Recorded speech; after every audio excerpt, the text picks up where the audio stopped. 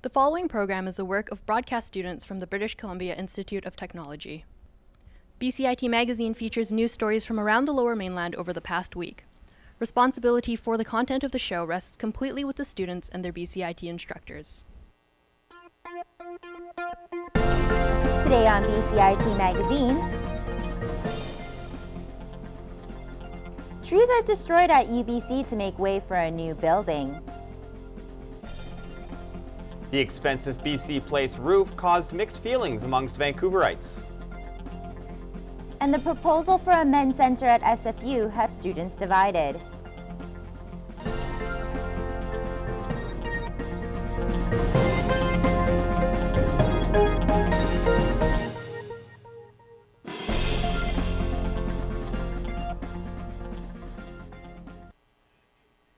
Hello and thanks for joining us. I'm O'Shea Jeffson. And I'm Christina Jung. It has a green reputation, but UBC recently cut down a number of trees to build a new student building. Jonathan Sechrist has the story.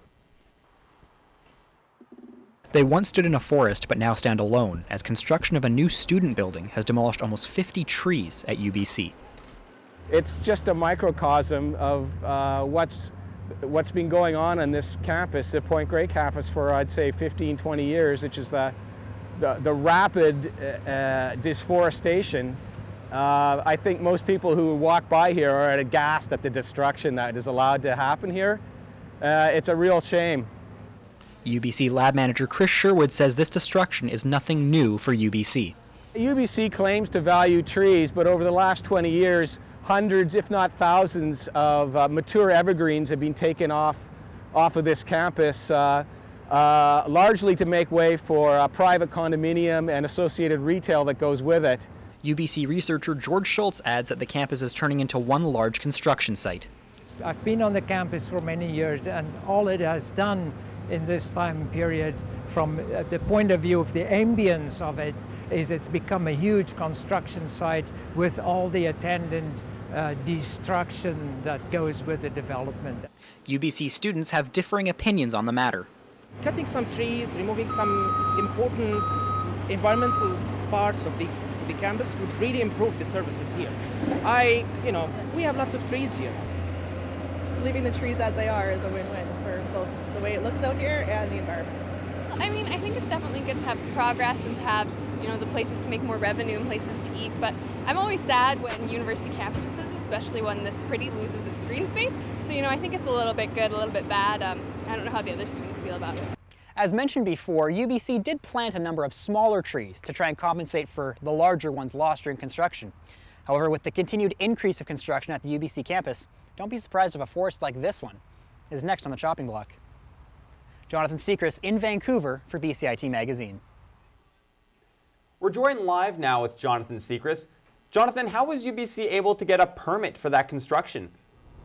Well, O'Shea, it appears that UBC is actually self-regulated. Now, what that means is that the only approval they need for construction permits is from themselves. Now, if they want to keep doing construction in wooded areas, they really don't have to go through anybody else, and no one can really stop them. Jonathan, does UBC plan to slow down the amount of construction on the West Vancouver campus? It's actually just the opposite. UBC confirmed to me today that they will be continuing construction plans until at least 2016. Now, whether that's going to be in wooded areas remains to be seen. You would have to think, though, with all the greenery that still exists at the UBC campus, that trees and wildlife could be affected by it. Back to you. Thanks, Jonathan. Sports fans heading to BC Place are excited to cheer their teams on in an open-air stadium. But as Jordan Liang finds out, a sunny day doesn't guarantee the roof being open. Fans are lining up to take in the Vancouver Whitecaps versus FC Edmonton. The game will be played under an open BC Place roof, but this is just the third time the roof has opened since finishing the $560 million renovation 9 months ago. The roof was closed for an afternoon match Saturday, but as Duncan Bloomfield explains, there are many factors considered in that decision.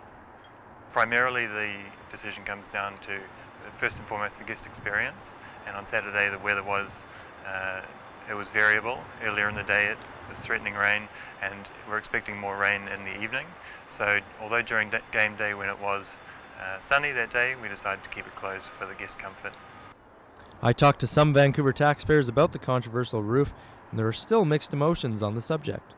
Like, it's pretty cool how it opens and closes, and like now it's a sunny day, so it'll be open, so it'll be nice. If it's not raining heavily, it should be open. I can't afford to go to a sporting event or some kind of event here, so I'm paying for it, but I don't get to use it unless I want to pay for it again. I do think that it's a really awesome addition to the city, because I think like you can still have sports games without having to worry about depending on the weather, and you can still play soccer, and it's a pretty good asset, I think. Bloomfield is optimistic that season ticket holders and taxpayers will get their money's worth by the end of the summer. This summer you'll probably see the Lions will probably have it open for a lot more matches. You have to remember that we opened the building in September last year, which is going into fall, and now coming into spring. I think that the next 6 months you'll see it open a lot more. BC Place will have the option to open the roof 24 more times, with sporting events and concerts scheduled through next fall. Jordan Liang in Vancouver for BCIT Magazine. The Simon Fraser Student Society Board of Directors recently approved $30,000 in funding for a men's center at SFU. As Nicole Reinert finds out, this has caused a heated debate. SFU student Natasha Cleary-Dulé is creating controversy with a YouTube video objecting the proposal for a men's center at SFU. I feel like a lot of people either haven't watched the entire video or maybe don't understand the context in which it was made. It's not that I'm opposed to the idea of creating a men's center. I'm opposed to how they've gone about creating it, the lack of discussion that has happened, and the lack of planning and programming. The video already has close to 3,000 views. When you have all these other groups that have to work tooth and nail for years to get somewhere, to get funding like that. Many of the comments are negative. As one comment says, the very existence of this video illustrates why a men's center should exist. It's not a man-hating endeavor. It's not anything like that. It was created really just to give people who felt like they weren't being heard a voice. Although some are against the $30,000 proposal, there are others who feel the men's center isn't a bad idea. I do feel that a lot of men are put under a lot of pressure to conform to different societal ideas of masculinity. So I think having a men's center or some sort of discussion group could be very beneficial to it. Society and media culture kind of has men stuff their feelings and discussion, and communications are pretty low amongst male peer groups, I think. No one from the Student Society who passed the proposal was available for comment. Nicole Reiner in Burnaby for BCIT Magazine. Now an update on this story. We've heard from Student Society board member Jeff McCann. McCann was involved in approving the proposal for a men's center at SFU. He says people should wait to see what it's all about before judging. McCann says the board followed proper procedure and will adhere to the same guidelines as other groups. SFU will be the first university to have a men's center in Canada. Coming up next on BCIT Magazine, a Canadian Paralympian defies stereotypes about disabled athletes. And adult Lego builders show their enthusiasm for the childhood toy.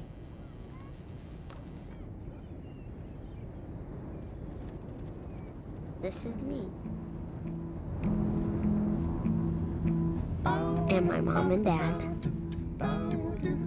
And my big brother Alex. And Jack.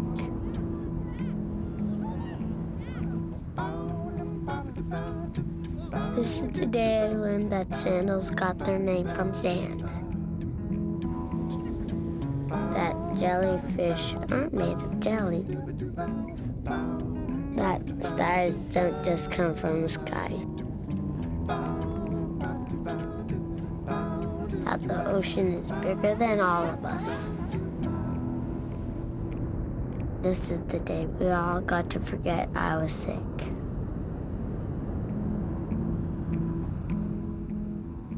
This was my wish.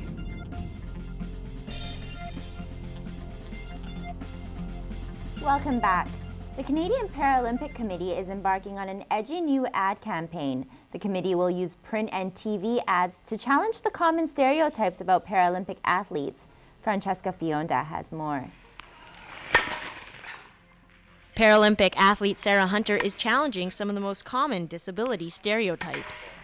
Paralympics is not the paralyzed games. The Paralympics is the parallel Olympics. It's parallel to the Olympics. It doesn't mean para as in paralyzed, it means parallel.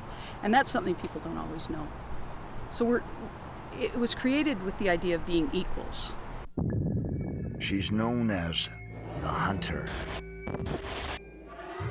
In an effort to raise awareness for the Canadian Paralympic movement, the committee is highlighting the fierce determination of 22 super athletes. Sarah Hunter, Paralympic wheelchair tennis. One of the super athletes. Mark Grunheid is a program manager at the BC Centre for Ability. When we have something like the Paralympics to look at as an example of what persons with disabilities can do, certainly it doesn't mean that everybody who has a disability is capable of these great feats, but it does mean that, you know, this segment of the population is as able to perform in competitive sport as any other. We want to be seen as humans first, athletes first, and the chair is secondary. It's a part of our equipment. There are multiple sacrifices we make so that we can represent Canada to the absolute best of our ability and to hopefully bring home that medal that everyone wants. Two-time Paralympic champion Hunter is gearing up for this summer's London Games. Oh, I'm gonna kill, crush, destroy. Which are expected to be the biggest Paralympics yet. Francesca Fionda in Vancouver for BCIT Magazine. A popular retirement home for low-income seniors in Burnaby is hoping their plans for an expansion are approved fast. Nigel Haynes reports.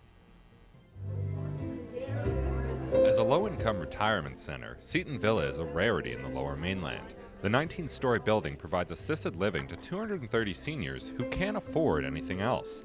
There's just one problem. There aren't enough rooms to go around. Over the years, we have noticed one of the wait list is getting longer and longer, and people are waiting, 2 years to get into Seton Villa. I've got about 160 people right now, and we're only having about 35 move-outs a year. So what we've had to do is actually suspend all new applications and tours until we can get a handle on the wait list. Action Line Housing Society, the non-profit that runs Seton Villa, have begun the process of rezoning the buildings behind the main tower in the hopes of housing more seniors. What we're planning to do is build an expansion with 45 more supportive housing units, which were not initially built to service all of the residents. Kay Drummond had to wait several years to move into Seton Villa. Come on in. You're welcome. How you doing? It's fine. Never been better. But now that she is here, she can see the benefits of assisted living. I mean, I've lived in Burnaby for 62 years, and Seton Villa has always been standing out. You know, when you're old, you went to Seton Villa. You know, and when you're old like I am, you fight about going into an old, you don't want to go. And it's the stupidest thing you could do, because when you get here, everything is marvelous.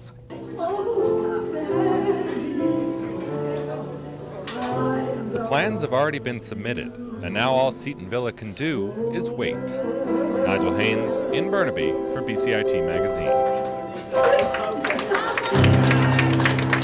A protest against California's anti-gay marriage legislation has now spread to Vancouver. Protesters use photography and social media to spread their message of equality. Amber Rockcliffe has more.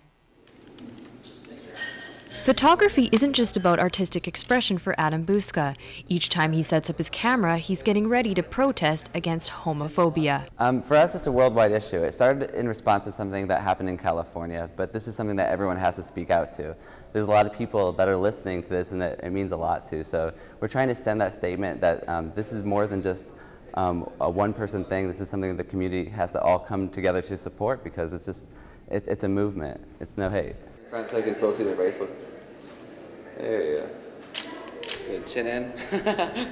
Well, it's very humbling, first of all, to go around and hear all the stories and to hear why people are coming out to do photos. They're all coming out for different reasons, and the campaign means different things to them, which I think is really great. We felt kind of like we're being silenced by the majority. So that's where the tape comes in, and we just wanted to portray that message. And the No Hate is just the protest side of it. Cheeks pointed down just slightly. I heard about it basically seeing the photos. And you know, that just shows the success in how the campaign is being run, because when you see the photos, you're kind of intrigued, like, what is that? And why are they wearing tape on their mouths and have tattoos on their faces?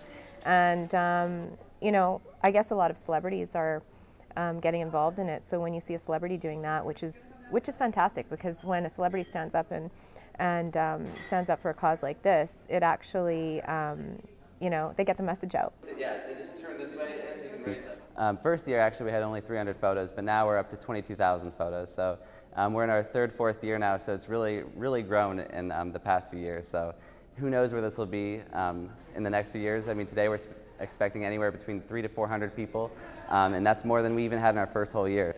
Amber Rockcliffe in Vancouver for BCIT Magazine. Build it and they will come. That's the motto for the Vancouver Lego Club, a group that brings together mature fans of the childhood toy. Kaylee Miller explains. You don't like orange? Lego isn't a toy just for children. Wow, these are nice yellow bricks. For 41-year-old Pierre Chum, Lego was a lifelong fascination. Chum is a part of the Vancouver Lego Club, a group that brings together adult fans of Lego. It's really a resource for adults to come together to enjoy Lego. To meet in person is something completely different. To play with Legos online and build is something completely different than to actually be there in person to click those bricks together. Chum joined the club because he realized building models like these helps him connect with others. 10 years ago, when my nephew was about 3 years old, and he started showing an affinity for my old bricks. And from there, I decided, well, hey, you know what, if I can inspire him by being able to provide him the raw product and be able to play with him and connect in that way, both with the bricks and in person, you know, isn't that a wonderful way to experience his childhood and renew my childhood? So. Some people think adults playing with Lego is strange. Everybody needs a hobby. All the people who are involved, even though they're using toys that are sort of usually geared for kids, a lot of the people who are probably in the club played with Lego when they were kids, so there's a sentimental part to it as well. There's people who decide, well, they get a little bit judgmental, but after a while we all say, well, look, it's a creative outlet that we use to enjoy either the connection to our past and childhood, or to inspire others with the things that we build, home that she's going to build. The Vancouver Lego Club hopes these little bricks will help connect future Lego builders. Kaylee Miller in Vancouver for BCIT Magazine. Coming up next on BCIT Magazine, Occupational Safety and Health Week brings fun to the workplace. And the history behind Vancouver's neon signs is revealed. They say if you want a wish to come true, never tell anyone. But there is one wish that can make the difference between life and death. And this wish can only come true if you tell someone. Please, let your family know you want to be an organ donor.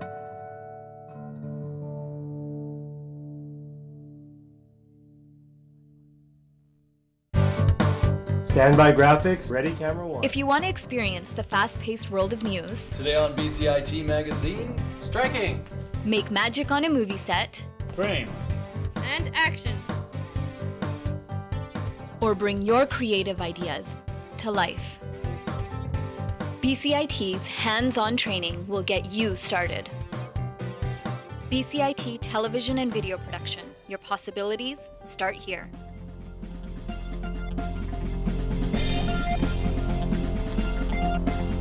Welcome back. Organizers of North American Occupational Safety and Health Week are doing everything they can to get British Columbians excited about workplace safety. Franny Karlinski has the story.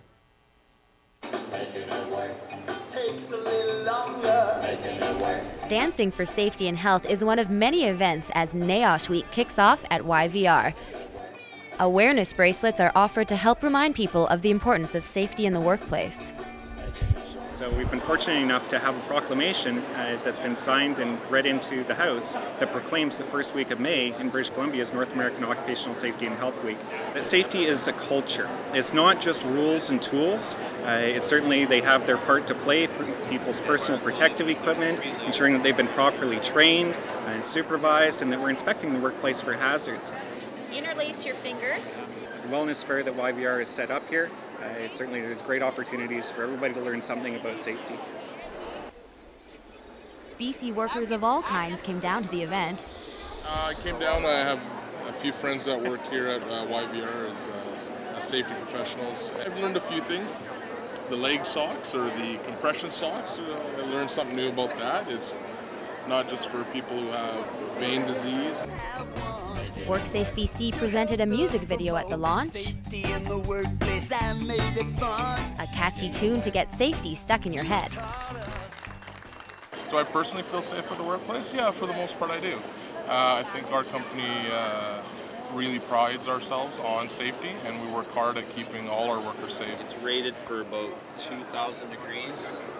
Here at the airport, safety is you know, pretty much on the forefront all the time. It's a busy place. There's tons of people, you know, roughly 12 to 15,000 people work here. So it's like a little city in a small area. All the tenants that work here at the airport are pretty good with making sure that safety is their number one priority. BC Workplaces will be hosting a range of events this week, incorporating NAOSH's theme of making it work. Yeah, when you're walking. Franny Karlinski in Richmond for BCIT Magazine. We now go to reporter Jordan Liang, who joins us live from inside the BCIT machinist shop. Jordan, is everything all safe over there? Well, Christina, as you can see, I'm completely ready to work safe. It's North American Occupational Health and Safety Week, and BCIT held an exhibit here on Wednesday where various companies came and spoke to students about job safety, and they had a pretty good turnout for the event. So Jordan, what does Safety Week actually mean to the students? Well, I spoke with TJ Garda, who is the BCIT Health and Safety Coordinator, and he said the school takes tremendous pride in Safety Week as they're responsible for training students to go on to have long accident-free careers. As a result, BCIT is up for its 6th consecutive award for commitment to health and safety. Back to you guys. Thanks, Jordan. The Museum of Vancouver is showcasing the city's historic neon signs. As my co-anchor found out, these have a controversial past. Along with this buzzing noise, this picture at the Museum of Vancouver shows what Hastings Street felt like in the early 1970s. But as Amanda McQuaig explains, a controversy started when signs started to take over the city. What happened was, in the 50s, when neon lights started becoming more popular, the signs were actually leased. So they were able to get lots and lots of signs out there to businesses. And because of that, Vancouver just had them everywhere. So people started saying, like, we can't handle how many signs there are, it's getting gaudy. The problem started when signs like "We Deliver" started to creep up into the suburbs. That's when a bylaw was created to take the signs down. If they were on the building, they could stay on the building. But if it ever came off the building, it couldn't go back up. The dialogue around neon had gone differently. I think what you would see is a different kind of Vancouver in general. Despite the ban against the neon signs, some still exist around the city.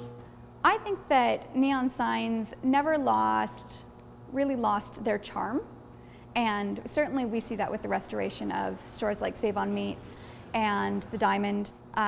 What we see, though, is that in general, as a trend, neon as an art form is declining. One gallery visitor agrees with the city's decision. If there was lots and lots, it would, I think, be detrimental and just be overpowering to the nice views. Today, because of the bylaw, neon signs are few and far between. Christina Jung in Vancouver for BCIT Magazine. This week, the Burnaby Village Museum is celebrating the 100th birthday of the carousel and tram. Janella Hamilton went to the museum to find out just how special these historical attractions are. For one volunteer, the carousel means a lifetime of memories. Carol Rush says she loves riding the carousel as much today as she did when she was a child. This is my 20th year. I love it actually because I enjoy the children They're a lot of fun usually, and I think that's why most of us are here, because we just love working with the children. I love everything about the carousel, actually. And I love the music. I love the beautiful artwork. The light bulbs, that's one thing you don't really notice maybe, but it's part of the artwork. It's a machine, but it's really a work of art. I grew up just about 2 blocks from where the carousel was. So that was one of my favorite rides growing up, and I think a lot of people had that memory, and that's why they got involved. Michael DeMoss has been a carousel operator at the Burnaby Village Museum for 6 years. It has a long history in Vancouver. It came to the PNE in 1936. So while it wasn't made locally, it's a good chunk of local history. Today, I had a lady in her 60s tell me that she rode this when she was a little girl. And we hear stories like that almost every week. The tram is kept behind these closed doors and is a popular attraction at the museum. Well, the tram, it was brought to Burnaby in 1958 by the Burnaby Historical Society. It sat there for about 20 years, and sadly, you know, children played on it. People took souvenirs off of it. It was getting pretty dilapidated until the Friends of 1223 were formed, and we were the group of volunteers that restored it. Burnaby is lucky to have such dedicated volunteers like Carol to restore these attractions for future generations. Janella Hamilton in Burnaby for BCIT Magazine. So Mother's Day is this Sunday. Did you know that Mother's Day is actually in March in the UK? No, actually I had no idea. Yeah, it's, what are you getting your mom as a gift? Well, I heard it's going to be quite nice this weekend, so I might take her out on a little picnic. That's a good idea. I think I'm going to copy you now. That brings us, or thank you for being with us. If you have any questions or comments regarding this program, please visit us online at bcitbroadcastnews.ca or bcit-broadcast.com. I'm O'Shea Jeffson. And I'm Christina Jung. We now leave you with some shots of Gastown.